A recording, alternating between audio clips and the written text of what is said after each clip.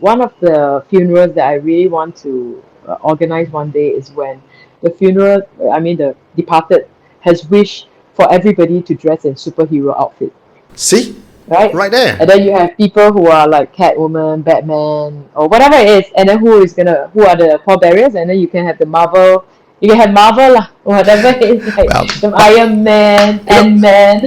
I've been in production review many times where we ask people questions about how they want their funeral to be. And we're down to Yeah. 2 seasons and we're going to season 3 now about, Yes.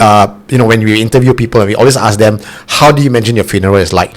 I found after 2 seasons of recording that, a small flaw in people's vision. All this idea about dressing up in Catwoman and superhero outfit, and it seems to me that we think we're not going to die at 80, 90 and all our friends are going to be young. I cannot imagine my 90-year-old peers dressed in Catwoman or Superman in a wheelchair coming to see me at a funeral. Death has always been a certainty. That's what I like about Angjolie. It has to be a celebration. Endless topics that we can talk about. Dying to meet you. Welcome to my podcast.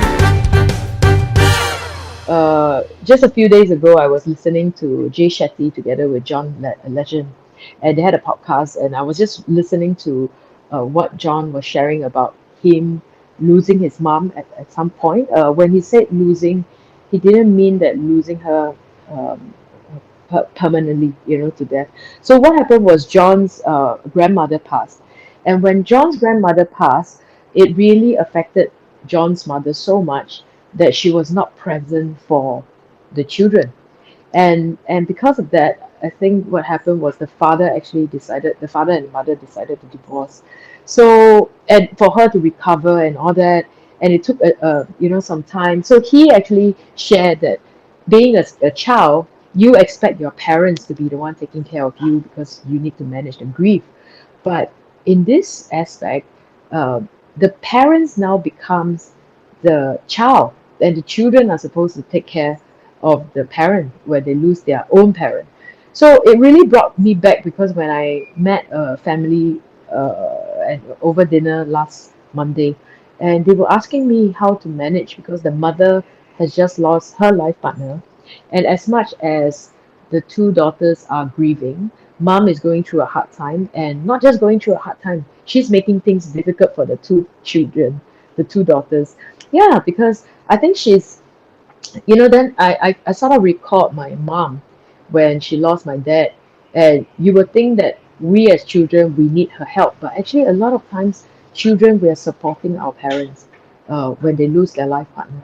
I mean, I'm blessed to have 24 years with my dad, but my mom has gone through even longer with my dad.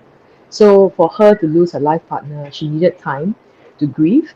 And I recall that when we had to move house because of me, long story, but anyway, we had to move house because of me, and she was just almost every day she would be angry that we have to move, because I think in her mind I have taken a part of my dad away from her. We have a lot of great guests coming up next. A lot of the podcasts that I need to edit and put out. Very powerful one. I think season 3 is very different from the rest of the other seasons. There's so many interesting content from all these guests, and I'm so grateful that they agreed to do the podcast with me and share so openly with the topic about death. And I think, we should end off with the topic about death doesn't kill you. Yeah. All right, see you guys soon. Okay. Have a great Bye. day. Bye. Death has always been a certainty. That's what I like about Angjolie. It has to be a celebration. Endless topics that we can talk about. Whatever you leave behind, that's the impact that you leave on